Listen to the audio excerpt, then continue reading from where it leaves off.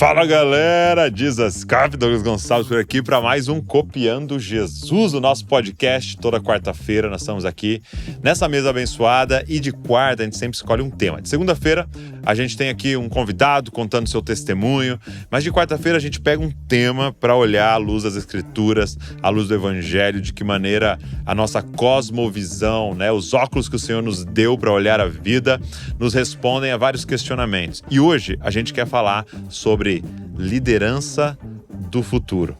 Liderança do futuro. Eu tenho certeza que você vai ser profundamente abençoado. Antes de começar, você já deixa um comentário aí durante a conversa que o Senhor ministrar seu coração. Já aperta no gostei aqui para esse vídeo ir mais longe ainda. Também se inscreve no canal. Tem gente assistindo o vídeo e não está inscrito no canal. É basicamente um crime cibernético, Você pode ser preso a qualquer momento. Brincadeiras à parte, se inscreve aí no canal para você receber tudo que a gente está produzindo, porque tudo que a gente faz aqui tem um objetivo: deixar você mais parecido com Jesus e te dar ferramentas para formar Cristo em outras pessoas. Beleza? Então vamos embora. Podcast hoje.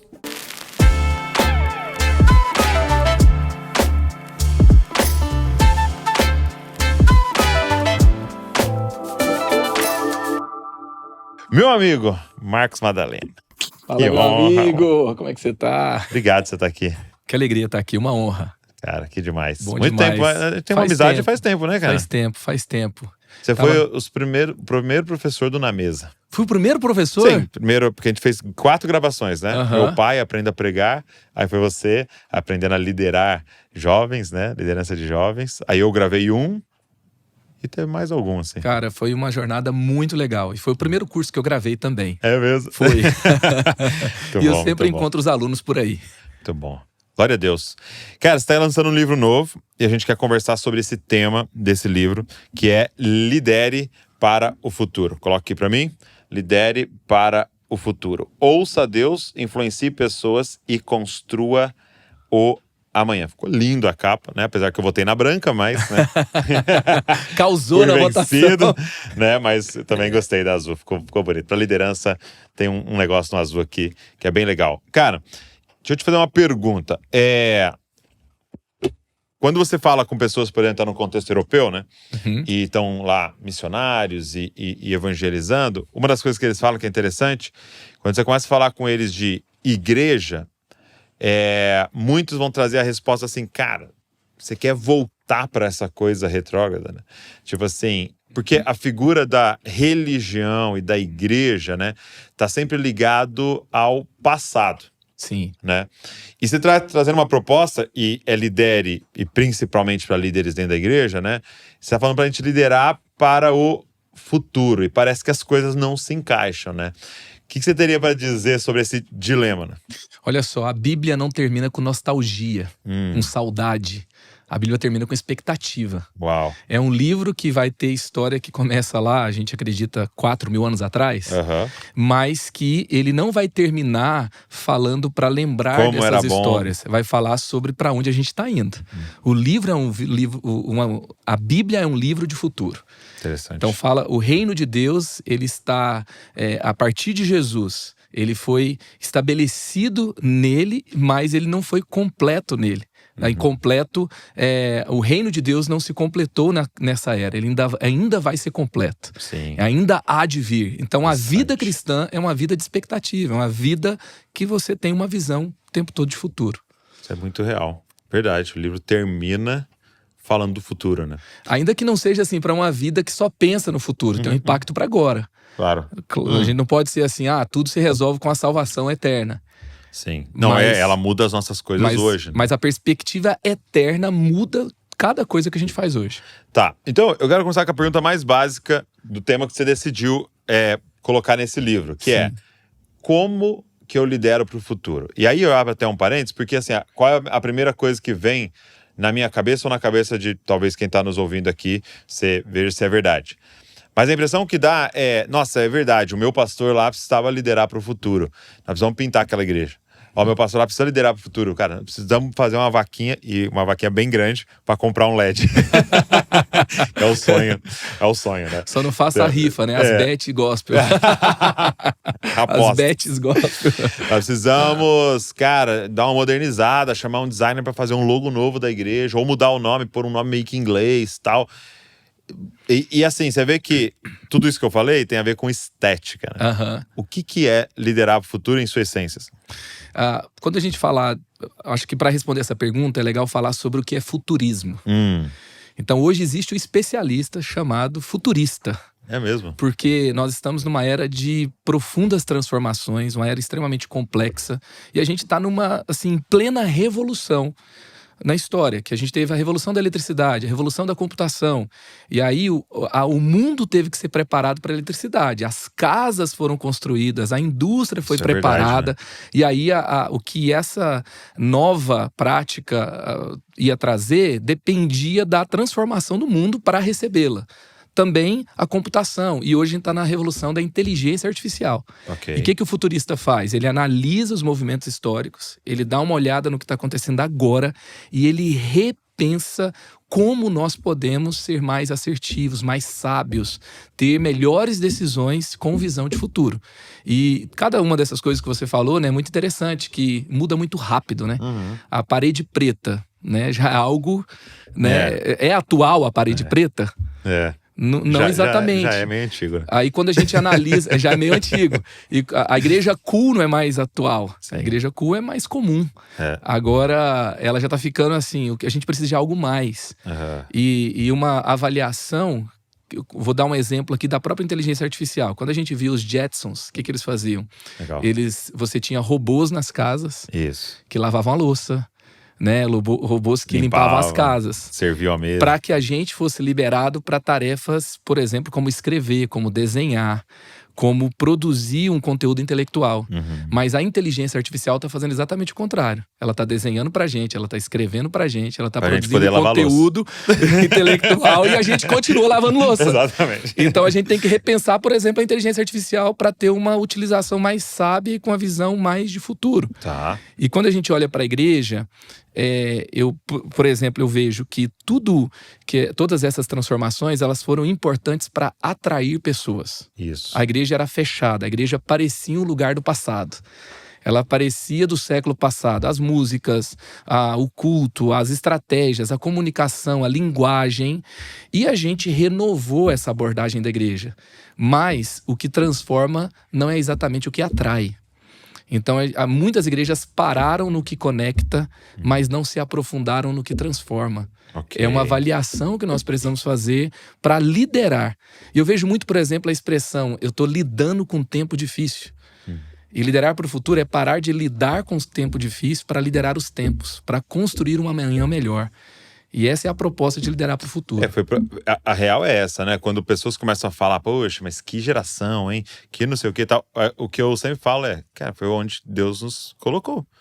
Te nasceu no Brasil, te nasceu nesse tempo. A gente está vivo em 2025. Então, quer dizer, é aqui. Nosso campo missionário, pelo menos agora, né? O senhor pode nos enviar, mas foi para esse tempo aqui que o Senhor nos chamou, né? Então, nós vamos lidar com ele, né? Porque a gente fica, se fosse, né, assim, se fosse assado, isso não serve de nada, né? Serve com a nossa realidade, o que o Senhor quer que a gente faça a partir do que tá aí na nossa frente, né? Com certeza. E teve duas histórias que você me contou, vou chamar assim de revelações, que você me falou que, cara, marcaram muito, assim, me marcaram muito e eu fiquei já há muito tempo pensando sobre elas e de vez em quando volta na minha cabeça. Primeira foi quando você fala de Samuel ir na casa de Jessé, né? E eu percebi que você usa essa analogia aqui no livro, né? E aí você me disse que Samuel vai para a casa de Jessé para falar de futuro, né? Com certeza. Fala você isso que você me disse, porque isso me marcou profundamente. É muito interessante, porque muita gente acha que para você falar de futuro, você tem que apenas fazer um curso novo, ler um livro novo. E Samuel, ele gera uma transformação em Israel que coloca o reino de Israel a 150 anos além do seu tempo. Então tem análise de comentaristas bíblicos, eu já vi o Billy Graham, ele fala isso no TED Talks de 98, se eu não me engano, 98 ou 99. Ele estava com 80 anos, ele estava com Alzheimer, ele estava falando para futuristas, pessoas de tecnologia no Vale do Silício. E ele falou sobre o avanço que Davi gerou em Israel de 150 anos com a liderança dele. Aí ele pega e fala assim que essas mudanças foram importantes, mas não eram as mais profundas. Mas quando a gente vê o que, para aquele momento, Israel estava muito atrasado, não dominava a tecnologia do ferro, e isso impactava no medo, na dignidade, na economia, Tanto que eles na vão para os segurança. filisteus, né, para fazer espada. Então eles dependem, eles estavam nas mãos dos filisteus e eles estavam sofrendo duras perdas com relação a isso. E Jessé tira Davi da mesa quando Samuel vai até lá. E Samuel vai até lá porque ele ouve a Deus. E Deus fala para ele romper com o passado. Então Samuel, 1 Samuel 16, primeiro versículo. Até quando você vai se entristecer por causa de Saul, sendo que eu o rejeitei? Nossa, se levanta e vai para casa de Jessé, para que eu vou ungir um novo rei. E ele, primeira coisa que ele fala, eu vou morrer. Só que Deus nunca dá uma visão sem estratégia. Aí Deus fala, não, fala que você vai sacrificar. Aí ele vai sacrificar um novilho lá, e aí ele pega e pede para Jessé trazer todos os filhos, só que ele não traz Davi. Então a reunião era sobre o futuro, porque era sobre o novo rei, era sobre romper com o passado. Ele estava rompendo com o medo, que muitas vezes nós enfrentamos, mas o futuro não estava à mesa. Então porque ele vai Davi não estava na mesa. para falar sobre futuro e não convidaram o futuro para sentar à mesa. Exatamente. E muitas reuniões de igreja, às vezes, são assim. Muitas reuniões de líderes são assim. Eles têm a percepção que tem que romper com o passado. Eles têm a percepção que as coisas não estão indo bem, que precisam renovar as ferramentas, as práticas. Alguma coisa não está bem, mas é difícil trazer o futuro para a mesa. Porque falar de geração Z é difícil trazer para a mesa. A Luísa, e isso já fala um pouco sobre a cabeça dessa nova geração, né? A Luísa tem 14. E ela esses dias me mandou um vídeo. Falou, pai, olha esse vídeo aí no Instagram e tal. Aí eu abri. Olha que interessante. Era uma propaganda, não sei se na Austrália, Nova Zelândia, um país assim que você percebe desenvolvido. E a propaganda era a seguinte. Os caras estavam todos à mesa. E aí eles estavam, por exemplo, falando de uma pauta que era sobre acessibilidade. Rampas e tal. E aí, do nada, aparece um cadeirante na porta e fala, vocês não me chamaram pra reunião? Uau. É isso. Entendeu? Aí eles estão falando lá sobre coisas pro cego e tal, e aparece um cego na porta e fala, vocês não me chamaram pra reunião. Então, tipo assim, e é disso que você tá falando, né? Eles falam assim, cara, vamos falar sobre o que vai acontecer com a igreja nos próximos 30 anos. E a pergunta é, você chamou o pastor que vai jovens. ser... Exato, que vai estar nos próximos 30 anos como o pastor que não é pastor ainda? Exato, o pastor que pode ser que tenha 15 anos hoje. Você chamou o seu Pedro, seu Tiago, seu João, que vai liderar quando você não tá mais aqui, cara, não estiver mais forte. aqui. Eu tava na Indonésia, eu fui na Indonésia para um evento de missões, né? Não sei como eu caí lá, sabe? Que você fala que Deus coloca, porque era a Igreja Batista do Sul dos Estados Unidos, né? A mais tradicional lá, Sim. que foi a maior agência missionária do mundo por muito tempo. E aí eles estavam fazendo na Indonésia lá para chamar a maioria dos missionários que eles pudessem e tal. Então tinha tipo 200 nações representadas lá, muito legal. E aí me convidaram lá, fui e tal. E cara, sabe quando você tá nesses eventos assim, que você tem lá 300 líderes, e aí você vai pro café, você vê um cara, aí você vai no corredor, aquele cara tá lá, aí você vai sentar, ele tá sentado naquela fileira, você fala, cara, Deus quer que eu fale com esse cara. E era até um cara mais velho, assim, um senhor, e ele era de algum país da Ásia. E aí, cara, eu comecei a conversar com ele, ele começou a falar sobre o quê? O cara, 60 e poucos anos, vai. Começou a falar comigo sobre adolescente. E ele falou, cara, eu fui pastor sênior por muito tempo, entendeu? E Deus me falou, se você tá interessado no reino, prioridade da sua vida é adolescente dentro da igreja. E, cara, ele falou, eu fazia igreja pra todos, mas a prioridade da minha vida era adolescente. Eu falei, cara, isso é muito louco. Por quê? Porque na prática é muito difícil, porque você tem um monte de adultos ali com seus dilemas de casamento, de não sei o quê, de problemas e tal. E você pega, vou escolher alguém aqui, ó, fica com os adolescentes aí, enquanto a gente tá lidando com a igreja. E ele falou, mas se você tá focado no reino, Douglas, se é o reino de Deus que você tá focado, você vai ter que pegar esses meninos aqui. Normalmente é um cara que vai apagar incêndio Isso. e fazer eventos de multidão. Que são eventos de grande público. É interessante que Samuel, o que ele fez foi: eu não vou continuar a reunião enquanto Davi não chegar. Uau. E aquela coisa Verdade. Não, vamos parar tudo. Vamos parar o culto. Então, é porque se ele foi sacrificar, e pela cultura judaica, pela figura que Samuel representava para a nação, era como se fosse um jantar solene, como se fosse um encontro muito importante, e provavelmente tinha um jantar, provavelmente tinha um almoço, provavelmente tinha uma refeição importante, e aquele momento era o momento mais importante daquele, sabe, o momento de ungir o rei. recebendo Samuel. Ele estava recebendo Samuel, profeta. todo mundo respeitava. A notícia de se ele chega, se ele vai, se espalhava pela nação. Então, quando ele sai de Ramá, vai até Belém, isso é um movimento importante. E aí todo mundo está esperando o que ele vai fazer. E ele quase unge Eliabe. E Eliabe, se você for pensar, quem era Saul? O mais alto batia nos seus ombros. Então ele tinha uma visão de futuro, uma mentalidade que buscava o futuro, mas ele estava preso a paradigma do passado. Então Eliabe tinha um porte físico parecido com o de Saul. Tem cara de rei, né? Mas cara que tipo de rei, né? Só que Deus fala para ele, para você ver o futuro, você não tem que olhar a estética apenas, tem que ver o coração. E aí ele teve que fazer uma mudança por um olhar de empatia, para ver o coração das pessoas, para enxergar o futuro. E aí é interessante que o que foi desprezado da mesa, quando ele chega, o texto vai dizer que Samuel falou que ele era uma pessoa de belos olhos e boa aparência. Talvez não tinha mais nada pra elogiar dele naquele momento, entendeu? Então, sabe quando você fala, o que você acha dele? Ah, tem um olho bonito. Criativo. Não, é bonito e tem um olho legal. Não tinha nem criativo, era uma coisa Sim, nem certa. conhecia ele. Ele falou de um traço físico e pronto, só que ele recebe ele com elogio. Ele recebe ele com um olhar para encontrar o coração. Ele tinha que olhar mais profundamente para entender o diferencial de Davi. E aí, entra na segunda história que você me contou, que também me abençoa muito, que você falou, sobre Moisés, né? E no período que Moisés nasce, eles estão matando todas as crianças, né? Eles estão dizimando, é um massacre ali no Egito. E aí tem esse texto estranhíssimo, né? E os pais de Moisés viram que ele era formoso e decidiram arriscar a vida para protegê-lo, né?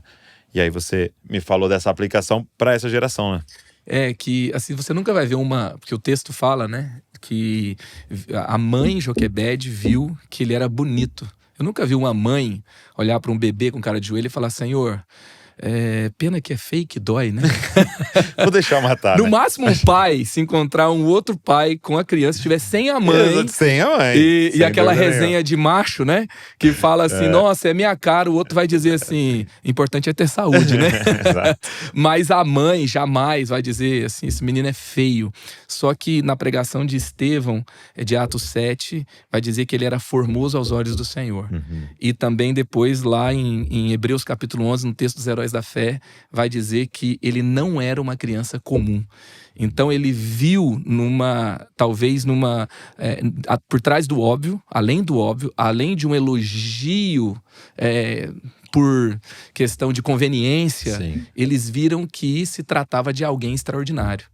E nós temos que ver além da superfície para encontrar alguém que é formoso aos olhos do Senhor. É porque tá todo mundo falando, né? Pô, geração Z, poxa, geração alfa e tal, são preguiçosos, esses caras não querem trabalhar, esses caras não sei o que e tal. Então, de certa forma, esse massacre, né, cara? Esse cara, desprezo, né? Não, isso aqui é raiz, né? Isso aqui é Nutella e tal. E me marcou muito quando você falou, alguém vai ter que olhar para essa geração e falar, cara, Olhar são de formosos. amor. Tem algo de Deus. E não é à toa que o Senhor os criou da forma que criou. É claro que tem pecado, é claro que tem erro como todas as gerações, mas tem algo do Senhor ali muito poderoso para esse tempo, né? A gente tem algo assim nessa nova geração. Teve quando a gente olha, por exemplo, tem os atiradores de escola, que é o psicopata dessa geração. E você vai teve uma enchente em Houston, em um menino que ficava jogando videogame e que era um adolescente comum ali, de 13 anos de idade, pega um colchão de ar e ele sai numa região que tinha jacarés e ele salva 17 pessoas com colchão de ar. Então a intensidade, o coração, sem medir riscos, sem pensar muito, ele fez algo com muita generosidade. Então todas as gerações têm os seus problemas, e que também faz parte de como o mundo gerou esse tipo de gente, tá? Mas também ela traz algo novo, né? A Luísa te mostrar o vídeo para trazer uma questão que é algo que eles trazem do olhar de empatia. Eu acredito que cada geração ela tem um desafio que nos ajuda a sermos quebrantados. O esforço de conexão geracional é um esforço de quebrantamento, de humildade, de parar, de olhar uma segunda vez, uma terceira vez, de reconhecer que eu não sei tudo, que eu não tenho todas as respostas, que eu tenho que mudar a forma que eu estou fazendo para alcançar o coração deles. E é algo que também vai trazer um recado do céu de algo bom mesmo. Então eles são criativos, eles são ousados, eles querem fazer o bem, eles estão buscando propósito, eles estão questionando o que a gente está falando com o objetivo de buscar uma convicção mais profunda e por eles próprios, e vai dizer que isso é ruim? A questão da conexão com causas, são coisas muito boas. E quando a gente olha assim, né, G7 tira Davi da mesa lá, e a nossa dificuldade de olhar para encontrar a pessoa formosa também, e muitas vezes a gente fala como se a gente quisesse trazer jovens de outra geração. E como é que traz jovens de outra geração? Ou a gente investe nessa, Exato. Certo? Mas quando a gente começa a falar isso, não, esses jovens, significa que a gente já tá ficando velho. Exato. Certo? Quando você fala assim, não, esses jovens não tem jeito. Primeira coisa, você já é velho, entendeu? E aí, como é que a gente vai, como que a gente transforma quem a gente não conquistou a confiança? Muito bom. Como que eu confronto quem eu não tenho um espaço, sabe? Quem eu não tenho o coração, pronto, resumiu.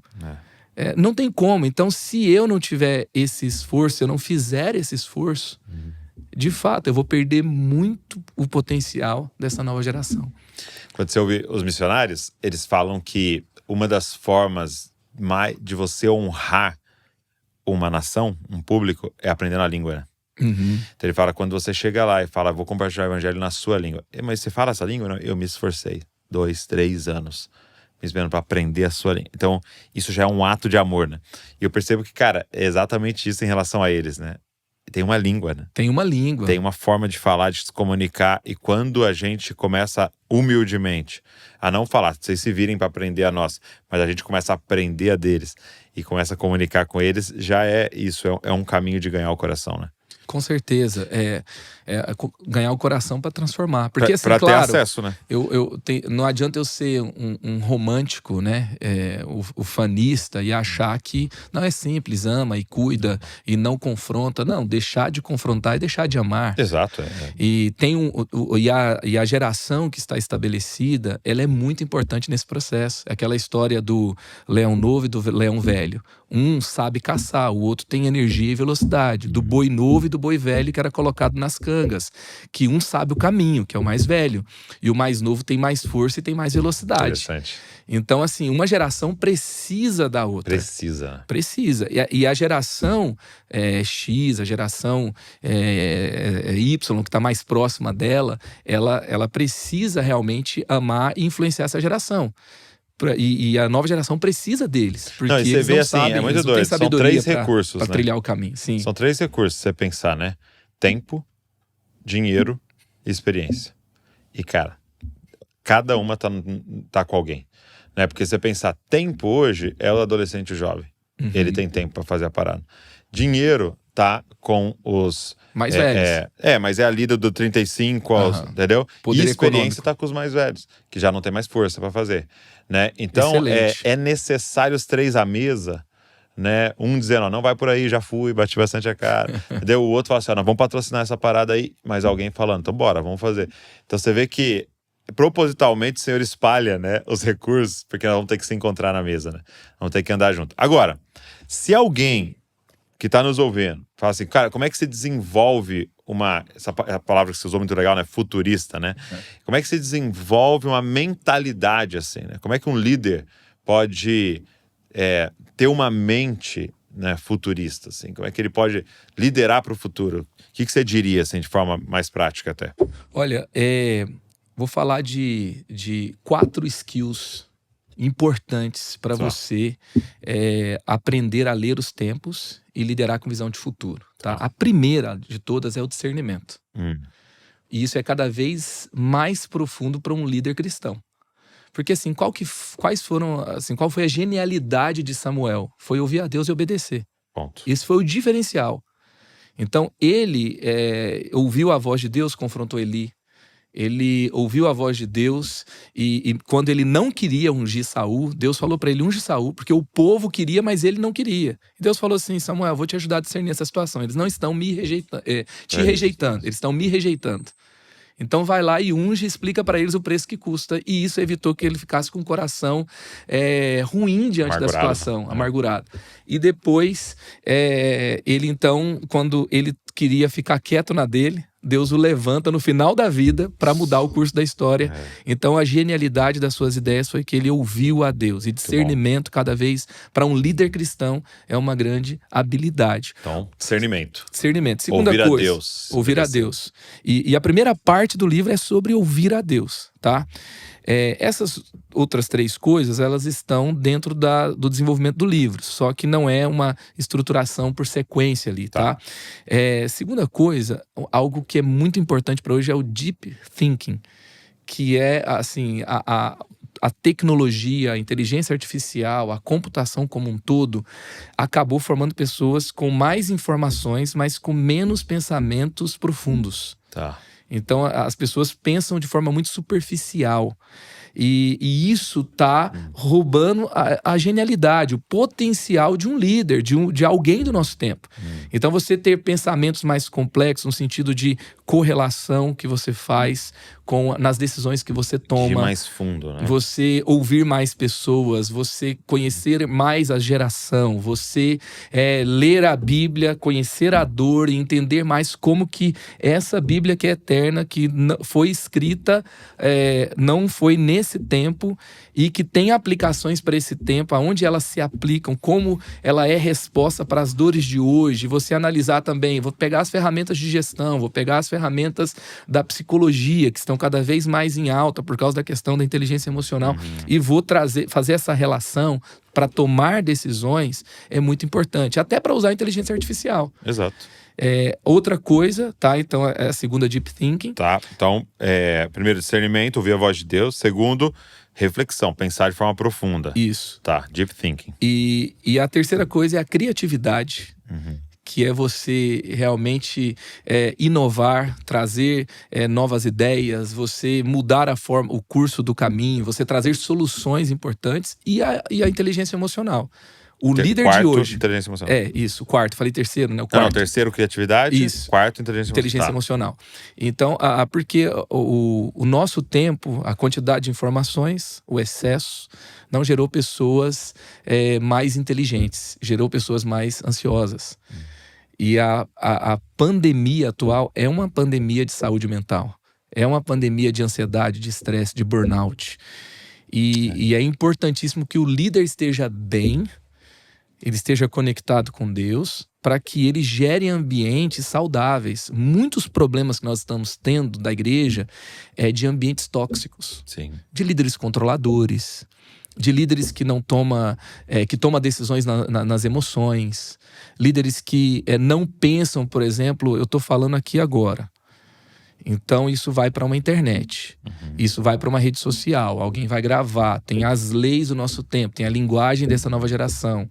E eu não posso falar emocionalmente, eu não posso falar apenas com um impulso, eu preciso saber o que eu vou falar agora, une também com a questão da reflexão e do discernimento, né? E eu preciso saber o que dizer, aonde dizer, como dizer. Então, até uma coisa que a segunda parte do livro, eu trabalho a liderança de Josué. Então, Josué é aquele que lidera o povo para uma nova terra. E aí Deus fala para ele, olha, vocês nunca passaram por lá. E aí Deus dá uma visão para ele da nova terra. Deus fala que a arca tinha que ir na frente, mas que eles tinham que ter uma distância de 900 metros da arca. Ou seja, enquanto você tem uma visão do céu, se preocupe enquanto você anda na terra. Porque você pode tropeçar numa terra que você nunca andou. E todos nós estamos indo para uma terra que a gente nunca viu. Se você for pensar assim, hoje, faz sentido eu perguntar para uma criança, o que você vai ser quando você crescer?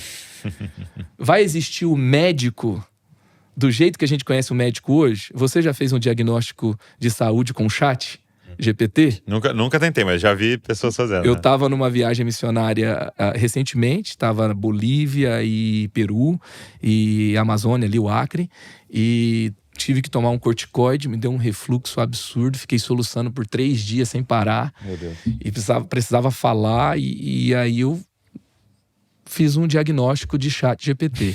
Entrei numa farmácia, pedi o remédio, funcionou bem. Cara. E aí eu perguntei em alguns ambientes que eu estava ministrando, falei, quem já fez um diagnóstico? Muita gente hoje já faz um diagnóstico por inteligência artificial.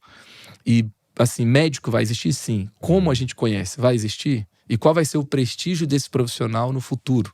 Sim. Como engenheiro. E daí você está usando médico e engenheiro, por exemplo, mas você pensar em profissões que não existem, né? E qual vai ser a ética nesse contexto? Então nós estamos pisando, e nós estamos indo para um lugar que a gente nunca viu, e a gente precisa aprender algo novo nesse tempo. E Deus se preocupa com a gente. Deus dá um espaço para Josué, para ele aprender a andar no lugar que ele nunca andou. Muito bom.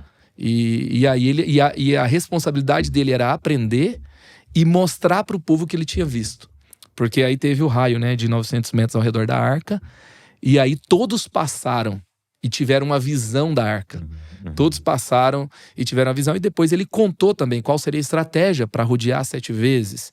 Então nós temos que ter essa visão para o futuro, aprender a nova prática para um novo tempo e compartilhar com as pessoas que estão com a gente. Porque tem líder que viu, aprendeu, mas não compartilhou. Transformou uma visão extraordinária numa tarefa ordinária, numa tarefa que as pessoas acham chato fazer. Porque eu não estou entendendo o que estão construindo, né? Ele transformou em ordens. E que não vai fazer tanto sentido. Então ele não se tornou um inovador, ele se tornou um frustrado. Porque ele teve uma grande visão e viu um povo que resistiu absurdamente, não entendeu o que ele estava fazendo. Então isso é muito comum. A resposta foi meio longa, né? Não, mas esse é o espaço para a gente ter essas novas habilidades. Sim. E aprender a ler o nosso tempo. Eu gosto muito dos seus livros, porque você sempre coloca bastante pesquisa, tal. Você sempre está falando sobre questão do futuro, assim, de certa maneira tá em todos os seus livros, né? O Creativity também.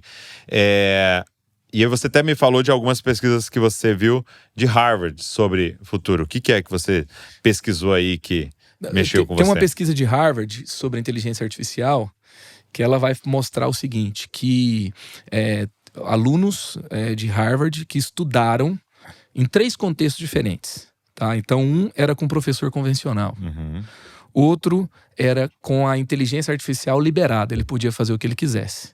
E o terceiro cenário era um tutor que dava direções para que a inteligência artificial fosse usada dentro de um direcionamento. Então, um facilitador ali dentro, ensinando com inteligência artificial. Tá. O primeiro cenário, que é só o professor comum sem inteligência artificial, os alunos aprenderam na média das que as pesquisas mostravam. O segundo cenário, os alunos aprenderam abaixo da média, que é com inteligência artificial liberada. Eles sozinhos 30, 40, 50% abaixo da média.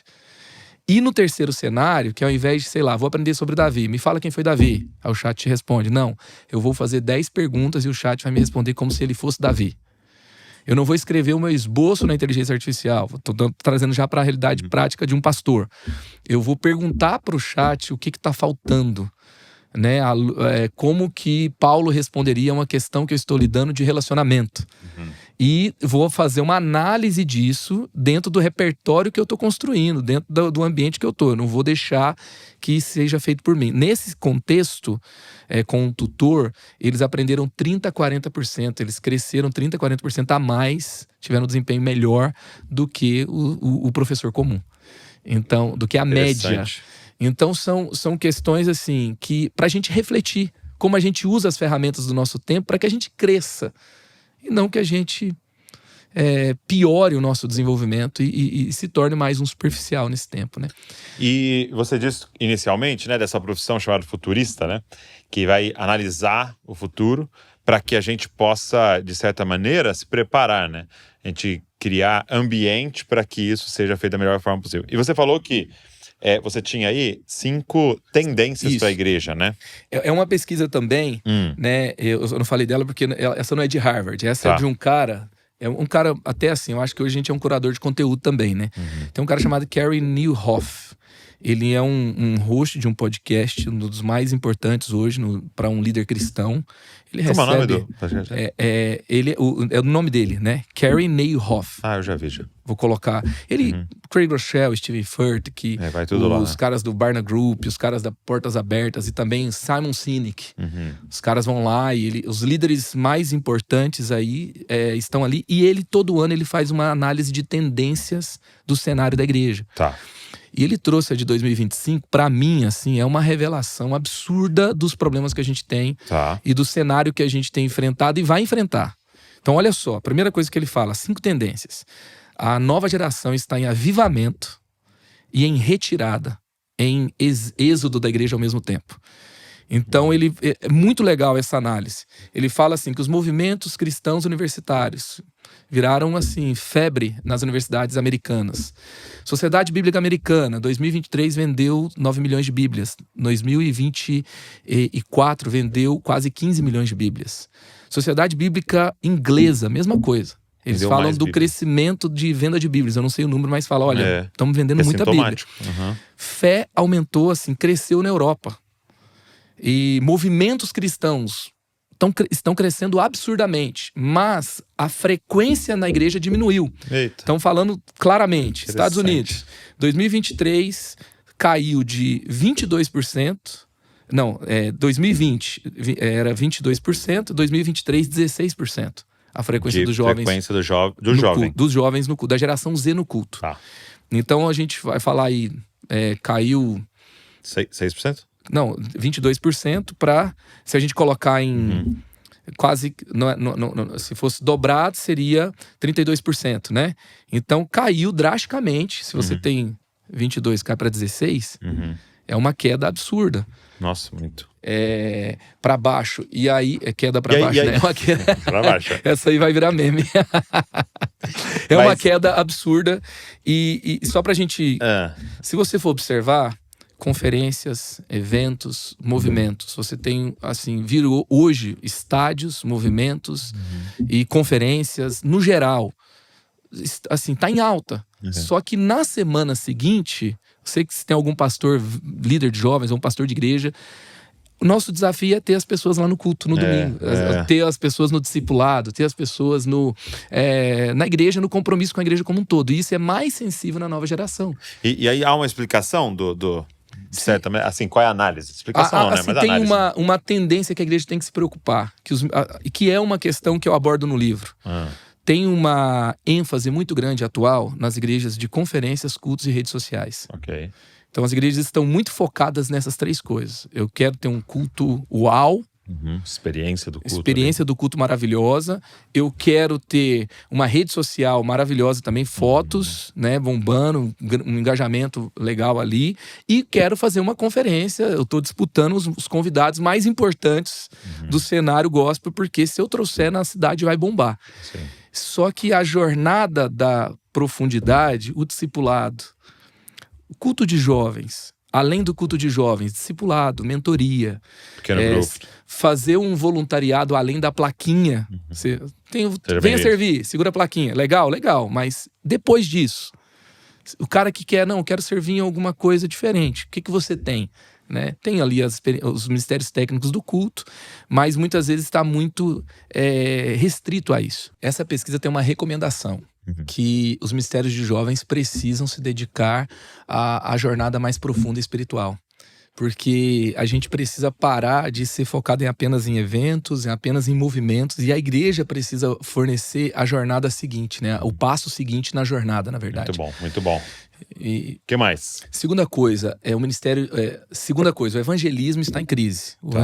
O que ele usa o evangelismo está na UTI. Aí ele falava que há 10 anos atrás, 2015, 13% das igrejas falavam que estavam tendo sucesso no evangelismo. Hoje, 1%. E isso gerou o quê? transição de membros. A igreja cresce por transição de membros. E aí os pastores que deveriam estar focados em alcançar a cidade estão brigando entre si porque os membros mudaram de igreja. Sim. A igreja que não se renovou é afetada por uma igreja que tem uma abordagem atrativa mais atual, mais interessante, até que surge outra. E aí os líderes, né, até num pensamento, né, gente que sabe quem é em Deus, gente que sabe para que foi chamado, não deveria perder o sono porque um cara imaturo saiu e tá falando mal dele. Puxa. E aí a grande questão, assim, a igreja hoje, ela tem muitos ministérios, muitas ações, recepção, multimídia, estacionamento, Ministério infantil. Todos têm um líder, treinamento, forma de engajar um voluntário e programação de como acontece, um cronograma. O evangelismo, normalmente, a gente fala que é um estilo de vida, evangelismo por relacionamento, chama um amigo pro próximo culto, mas ele não tem um líder, não tem um treinamento, não tem uma intencionalidade. E até no crescimento dos evangélicos, né, no Brasil, que teve um decréscimo aí, a gente percebe claramente, a década de 90, anos 2000, 2010, foi assim, até 2020, foi um boom de crescimento da igreja.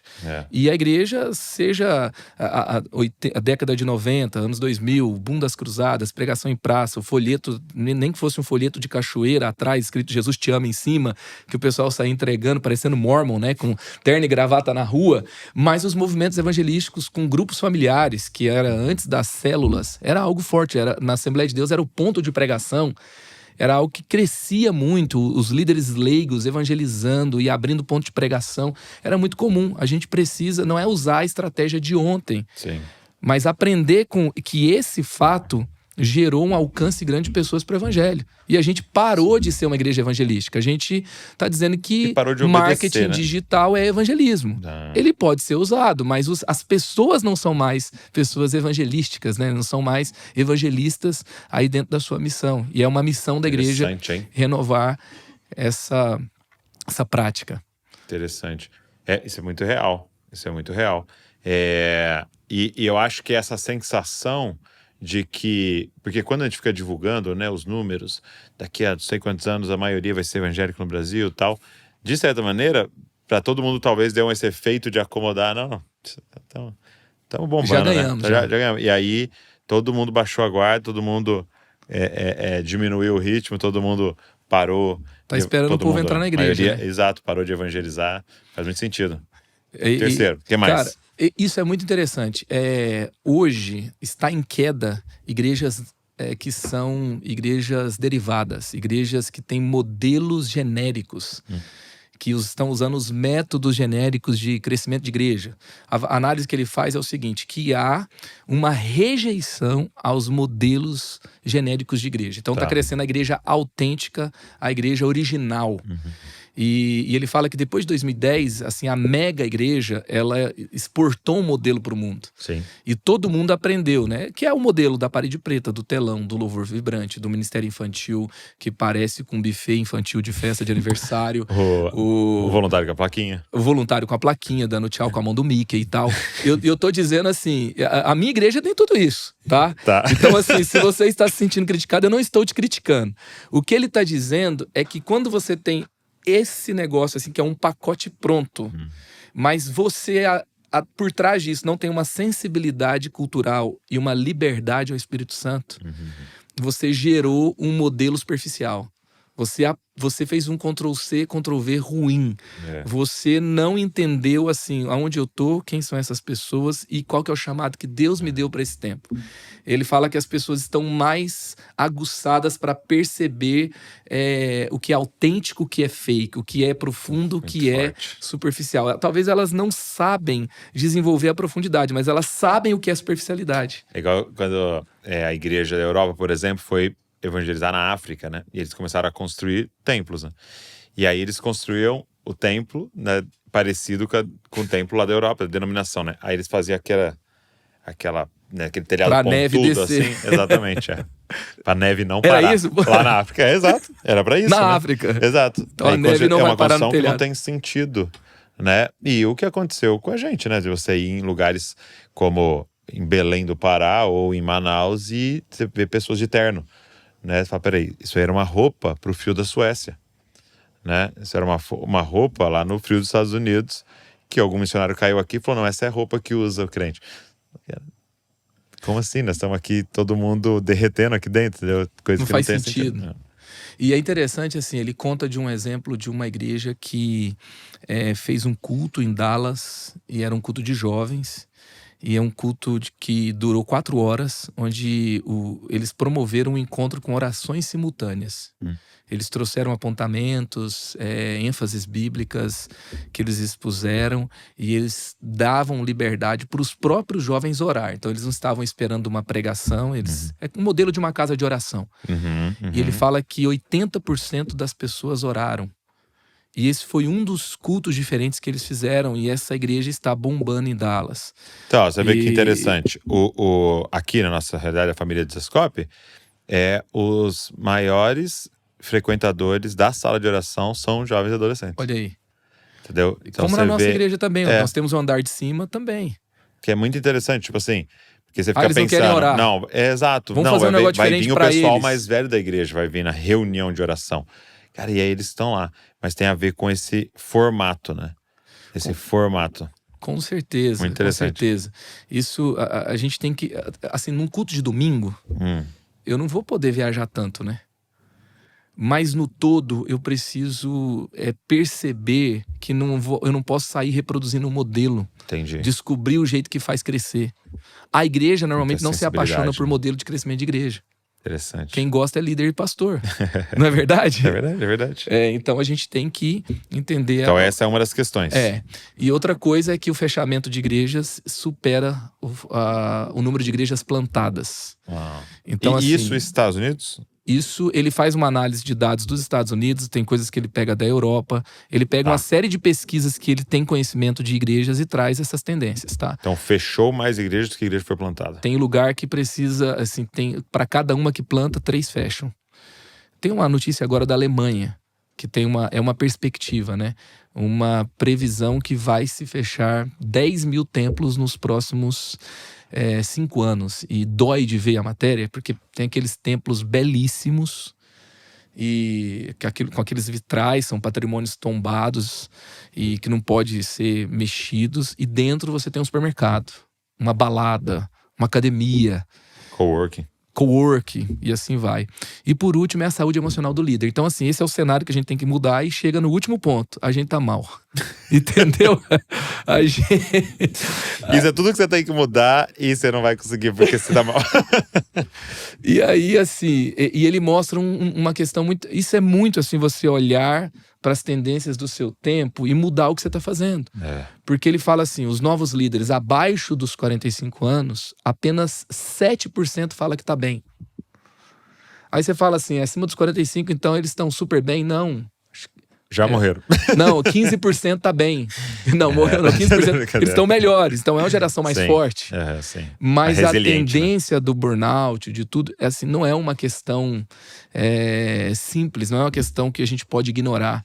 Então, o cuidado que você come, gerenciar bem o seu tempo de telas, de redes sociais, e você cuidar do seu sono, tudo isso é atividade física, alimentação, e como você também lida com conflitos e crises e relacionamentos, tudo isso é algo...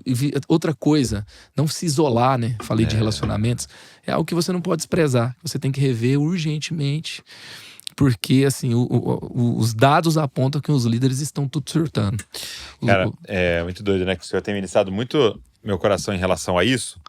Até eu tava fazendo terapia, né? E eu falei pro terapeuta, né? Falei, poxa, tem um conflito no meu interior, assim, né? Em relação à terapia. Porque eu sou formado em psicologia, né? Então, uma das premissas ali é o seguinte, cara, o que você...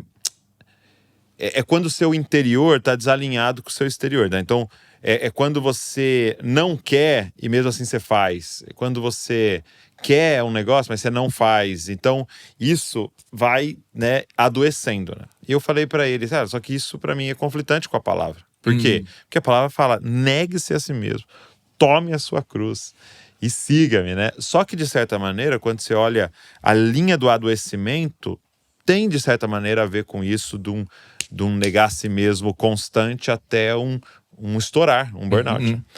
E aí o terapeuta falou algo assim que mexeu muito comigo. Foi muito marcante. Ele falou assim, Douglas, é o seguinte, até para você negar a si mesmo, você tem que saber o que você tem para negar. Boa.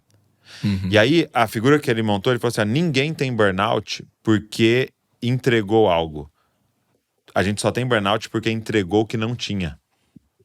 Então ele falou assim, se você tem R$1.000, o evangelho mais ou menos diria, cara, entregue esses R$1.000. Agora, o que estão pedindo para você é R$10.000. E você está emprestando no banco e dando. E isso é o burnout.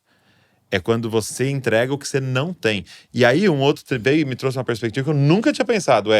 Jesus falando assim, olha, os campos estão brancos e falta trabalhadores. A sequência não é. Então, cada um, vamos trabalhar por 3. Ore por trabalhadores. Eu falei, ninguém aqui vai se matar. Entendeu? Vamos orar pedindo para Deus mais trabalhadores. Mas ele não mandou a gente ir lá e tentar fazer o trabalho de 3, 4. Então, assim, a gente está adoecendo porque a gente está entregando o que a gente nem tem. E aí, esse aqui é um dos pontos. Por quê? Porque a real é que meu avô era pastor, meu pai é pastor. Meu avô, ele podia estar cheio de problemas, mas ele ia chegar em casa. Ele ia sentar lá e o pessoal que se vira de amanhã tinha coisas que ele ia acessá-lo lá na saber igreja. daqui 2 dias o que aconteceu. Exato, alguém mandou uma carta, ele responde a carta e espera daqui uma semana, quem sabe ainda rápido, voltar a resposta e tal. Cara, a galera acessa a gente o tempo inteiro. E fica chateadíssimo porque você não respondeu em 1 hora, em 2 horas, em 24 horas, entendeu? Então, assim, se tornou insalubre. Você nem conhece, né? Insalubre, cara. É insalubre, né, cara? Eu lembro que a gente tem hoje aqui um pouco mais de 50 DNAs, né, pequenos grupos. E aí ele tava falando, poxa, vamos fazer o seguinte, vamos visitar esses DNAs. Demoraria 1 ano para eu visitar os DNAs. Então, se alguém falasse, não, eu quero que o Douglas esteja aqui, não dá para fazer. Não tem como. Entendeu? E tem igrejas que tem 200 pequenos grupos. Entendeu? Então, assim, só que aí ao mesmo tempo fica muita culpa, né? Eu deveria estar, eu deveria ter atendido todas essas famílias. Então, realmente, a gente está num momento que se a gente não aplicar sabedoria, vai ser destruidor, vai ser assim um rolo compressor sobre todo mundo. Sem dúvidas. E um dia eu estava no carro, aí o meu filho das perguntas, né, ele era bem mais novo, Samuel, ele virou e falou, mãe, o que é burnout? E ela usou o próprio sentido da palavra e falou, Samuel, burnout é a queima de todas as suas energias. Sim. E o que é inverno? Inverno é o quê? É gestão de energia. Deus não te chamou para dar fruto o tempo todo. Deus te chamou para dar fruto na estação própria. O avião, quando ele vai decolar, ele desliga as luzes, ele desliga tudo que é desnecessário naquele momento, porque o foco é decolar. Então ele guarda energia para aquilo que é importante. E muitas vezes a gente não está decolando porque a gente não está reservando energia para aquilo que é importante. E isso se tornou a regra, né, do nosso tempo. Porque também o modelo de liderança é um modelo parecido com a estratégia do marketing digital. Ao invés deles multiplicar pessoas para que o trabalho seja feito, ele concentra a conexão com uma pessoa. Tá. E você se torna o quê? Alguém que é demandado o tempo todo para alimentar todo mundo. E o que isso gerou? Esse modelo de liderança que está sendo aplicado na igreja gerou uma igreja superficial e líderes esgotados. Ele gerou vai matar o burnout. Os dois, né? Matou... Exatamente. Muito doido. Então, a multiplicação de liderança, quem que é o líder do futuro? Não é o cara que dispara frases de efeitos, não é o cara que é o mais conhecido na internet, é o cara que forma pessoas. É o cara que sabe o valor da multiplicação da liderança. E isso você não faz só com conteúdo digital. Até eu não falei um negócio de Harvard ali, eu esqueci. Uma das coisas sobre inteligência artificial de Harvard. Tudo que foi feito ali, por exemplo, o tutor e tal, uma avaliação importante. Nada substitui um ser humano dizendo para outro, você está indo bem. Você é importante. Interessante, Porque o chat só elogia a gente, né? Sim. Bela pergunta. Você manda pra mim. Muito boa essa sua pergunta. Você coloca o conteúdo lá. Eu tinha perguntado, que horas são? Antes dele melhorar o seu conteúdo que tá uma droga. Aí ele fala... excelente conteúdo. propósito, excelente conteúdo. Uau, você é incrível, né? Então, E não tem efeito mas nenhum só em que nós. não tem um efeito que é um ser humano dizendo. Né? E também o impacto de um ser humano dizendo que você não está indo bem, Também. entendeu? O robô, ele não tem o mesmo impacto sobre nós. E esse acompanhamento, desenvolvimento de pessoas é uma habilidade, é uma urgência, é uma necessidade até de sobrevivência. Sim. Para que a igreja seja realmente a igreja que cumpre a sua missão. Cara, e eu vejo assim que cada vez mais a gente precisa voltar à essência da igreja. Para mim, uma palavra, e que vocês usam muito, que eu gosto muito, é que a igreja é uma família. Né? Isso. E aí, se a gente pegar para meditar só nessa natureza, nessa parte da natureza da igreja, já vários dos processos teriam que ser mudados, porque não dá para fazer marketing multinível, né? O marketing de mídia com uma família, né? Você não tem... Não é uma reprodução automática de um modelo. Exato. Você não vamos fazer um filho por semestre aí e tal. Não é uma pra gente produção multiplicar. em série. Não tem como, né? Ela é personalizado para cada um, para cada filho de um jeito e as coisas mudam. Então, assim, se a gente olhar para a igreja como família... Muda tudo. Muda tudo. E é impressionante assim, né? Que é o que a gente fala muito. Qual que é a diferença da fábrica e da família? Porque a fábrica tem muito trabalho, a família também tem muito trabalho. Sim. A fábrica exige um investimento, a família também. Quanto custa para você formar uma pessoa até a fase adulta, em tempo, em dinheiro, tudo. A fábrica tem responsabilidade, a família também tem. Os dois têm hierarquias, né? Hierarquias. Líderes. Só que um princípio que está por trás, que é o que às vezes é a chave do que está adoecendo ou o que está gerando saúde, o que está sendo ruim, o que está sendo bom, é que a fábrica existe para o sucesso do dono. E a família existe para o sucesso da próxima geração. Então, e hoje tem muitas igrejas que existem para o sucesso dos E tem donos. uma coisa muito forte, que na fábrica, pessoas são chamadas para realizar um serviço. Na família, serviços são dados para amadurecer pessoas, né? Então você fala assim, eu preciso de alguém top para lavar a louça aqui, para dar tudo certo a nossa louça para o próximo vir. Aqui eu vou pôr meu filho para lavar a louça, para gerar, não é a louça de que servo. o foco não é a louça, não é o serviço bem feito. Excelente, né? Muito bom. É o desenvolvimento dele, né? Excelente. E isso é muito doido, porque aí você chega na igreja, o que ela tá parecendo, né? Ela tá parecendo uma fábrica. E ela é uma família, né? E ela é uma família, não dá pra gente mudar isso, né? Muito doido. Porque líder do futuro tem muito a ver com ser um guardião de princípios eternos, né? Entendeu? E só realmente entender como é que se aplica em 2025, né? Mas, por exemplo, igreja família, né? É a nova tendência. É como a gente aplica isso hoje. Exato. Com a visão de futuro. Exato. Muito bom. Obrigado, meu amigo. Deixa eu só colocar uma questão aí, até pensando na questão de fábrica e família, né? O mundo corporativo também mudou. E é uma questão que Jesus já dizia isso, ele é o mestre do passado, do presente e do futuro, né? O CEO de ontem, ele era mais parecido com um engenheiro, com um economista. Ele era mais parecido com alguém que era um grande gestor de processos. Era o líder da Ford, né? E ele exportava o quê? Um modelo de gestão eficaz, de produção, de alta produtividade. E o CEO de hoje, ele se parece mais com um psicólogo. Que ele é especialista em pessoas. Que se as pessoas estiverem bem, se as pessoas trabalharem bem com seus times, se as pessoas trabalharem bem sabendo o propósito para o qual estão trabalhando, elas vão ser altamente produtivas. Ou seja, pessoas boas geram resultados melhores. Sim. E ninguém está rasgando dinheiro, nem o de ontem, nem o de hoje. Mas tem coisas que não funcionam mais hoje. E porque as pessoas funcionam de um jeito diferente. Até assim, cada geração rompeu com um paradigma. Geração X rompeu com a lealdade eterna a uma empresa. Geração Y rompeu com trabalhar apenas com dinheiro. E geração Z rompeu com a falta de flexibilidade. Então eles trouxeram a liberdade. Então ninguém hoje é contratado se não tiver uma flexibilidade de um home office, 2 híbrido, por semana, um híbrido, um tempo livre, algo que ele tem autonomia. E muitas dessas rupturas de paradigmas revelaram o quê? Processos melhores também.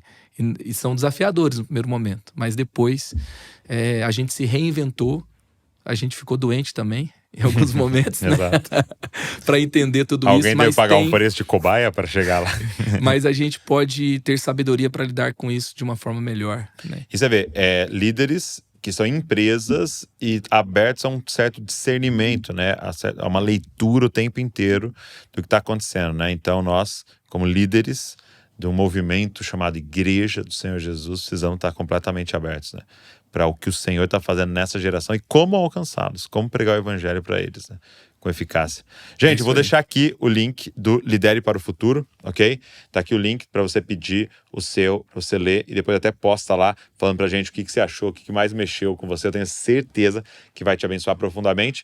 Quem sabe você comprar aí para o seu líder, abençoá-lo, para que ele possa ter essa ferramenta poderosa aí pro seu time, estudar juntos, isso é muito legal. Obrigado, meu amigo. Eu que agradeço, mano. Que bom estar aqui de novo. Abençoe muito você. Deus abençoe toda essa galera de Zuscope. Glória a Deus. Se você que ficou aqui com a gente, ouvindo, assistindo, deixa um comentário aqui, pega esse link, manda para uma galera, manda nos grupos aí para mais gente ter acesso a esse conteúdo. E claro, se inscreve no canal. Deus abençoe você e não se esqueça, você é uma cópia de Jesus. Valeu.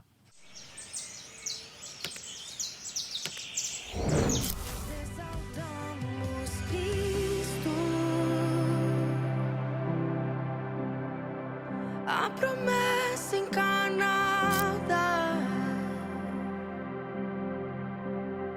protagonista da história.